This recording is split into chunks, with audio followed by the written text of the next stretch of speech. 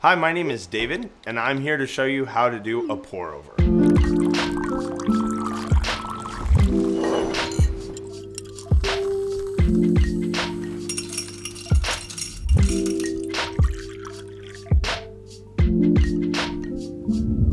Pour overs come in all sorts of shapes and sizes, but one of the most popular, if not the most popular, is the Hario V60. We love it here at Mungo because it's classic in design and it's pretty simple to use. So what you have to start with first and foremost is always water. So we're starting with water just off the boil and of course really good coffee. We're gonna weigh out 25 grams. And you'll hear a lot of people talk about ratios, 1 to 16, 1 to 15. I think that that's too confusing, and I tell you to start with that 1 to 16 ratio, but in a 25 gram to 400 milliliters of water. And that seems like a lot of math, and it is for this early in the morning. But in reality, what that gets you to is some round numbers that help you brew an easier cup of coffee. So 25 grams of coffee, weighed out on a scale. It is the best way to do it. If you don't have that, a quarter cup measurement heaping is always great. So we're gonna take it over to our grinder. I'm using a Fellow O today. Also what I have at home. Now, this isn't the cheapest grinder, but is the best value for money. We sell them because we think $300 is actually a good price for this. This is where your money will make the most difference when brewing coffee, is with the grinds. So 25 grams of freshly ground coffee does make a difference. We're gonna go ahead and tare our scale with a brew decanter and a brew cone. Those are the lingo terms I'm gonna continue to use, and put a filter in. You can pre-wet your filter or you cannot. It makes less of a difference than people really say. I like to pre-wet it because I'm a total nerd and I like to do everything to make the cup of coffee as good as I possibly can. At this point, you can also see if your water temp is correct. It was just boiling a second ago and it looks to be still pretty good. So I'll take the rinse water and I'll put it in my cup, preheat the cup. And again, we're going back to the basics, 25 grams of coffee. And what I like about that is everybody thinks in terms of quarters. Everybody makes change, right? Maybe not for very long, but we're using change for right now. And we're making sure that we're tared out here. That's also a great chance to double check that the amount of beans you weighed out matches the amount of grounds you weighed out when I tared it with the decanter and the cone on top without the coffee.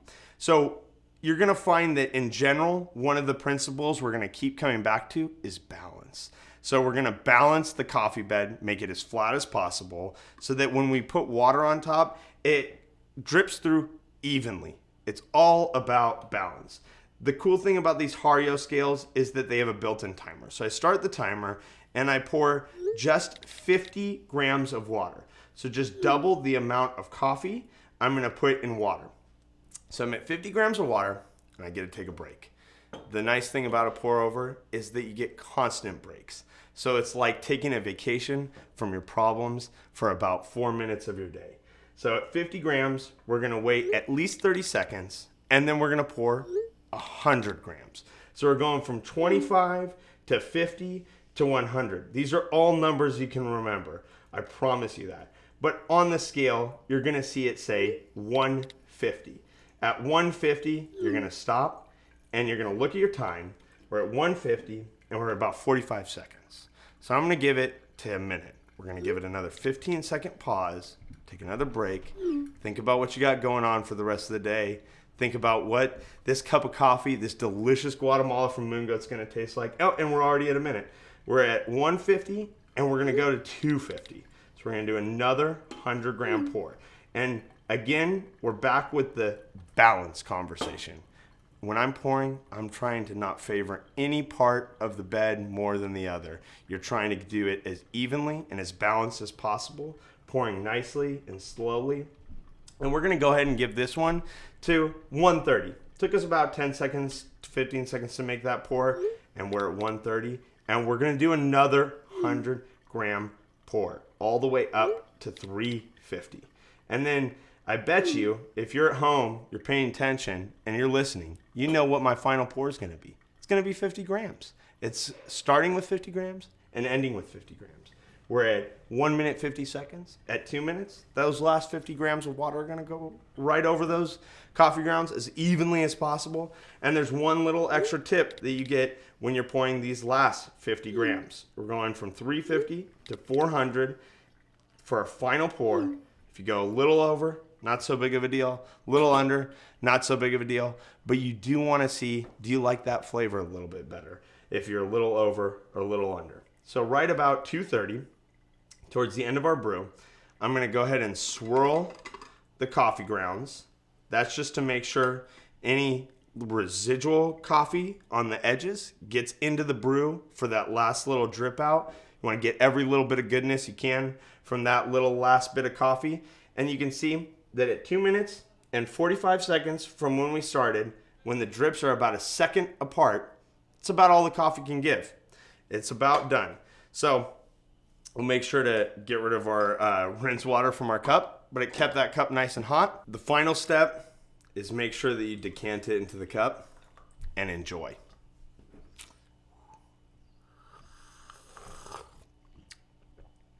It's really good. Pour over is perfect for the person who wants to get every flavor note you see on the front of the bag. You can pick them out, you can change your ratio, change your recipe.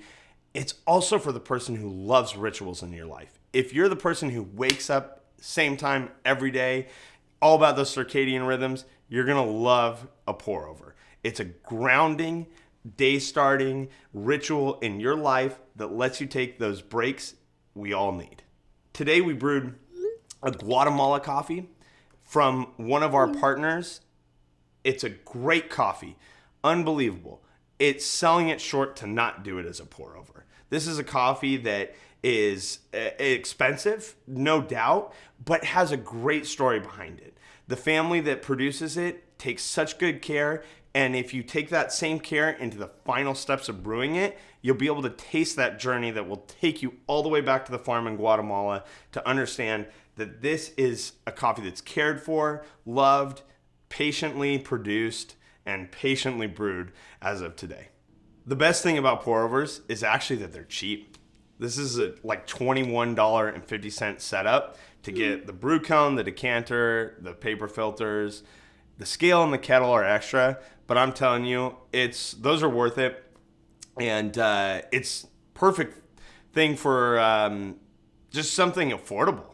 Something that you can put away on your counter, doesn't have to stay out. That's, I think, the other thing that a pour-over is great for. So the difference between a pour-over and the auto drip the Mr. Coffee you might have on your counter, or the one you grew up with, is that auto drip is not taking care of your coffee at all. It's just spitting out water as soon as it gets hot enough to jump out of the tank and gets too hot. The thing with this is it's the exact opposite. Every piece of it has to be done intentionally. It's going to be slower for sure, but the flavor difference is where you really notice it. You can pick up flavors in the coffee that you never would have previously. You're going to taste those tasting notes on the front of the bag because you are extracting every granule of coffee with care. Pour-overs are good for single origins. While they can be used for blends, and I do blends through pour-overs all the time for groups or for guests in my house, I think that single origins are where it stands out, where it shines, because you get to actually taste the notes that are on the front of the bag. You get to extract it in different ways. You can brew with the recipe that I gave you, but think about this just like a chocolate chip cookie recipe. While this might be my perfect chocolate chip cookie recipe, this is just a place for you to start. You want to adjust the amount of grams you've got going in, the temperature of the water, the timing, slow it down, speed it up. It's going to change the flavor dynamically, and that's going to be something you'll look forward to in your ritualistic morning, afternoon, or evening treat if you enjoy that.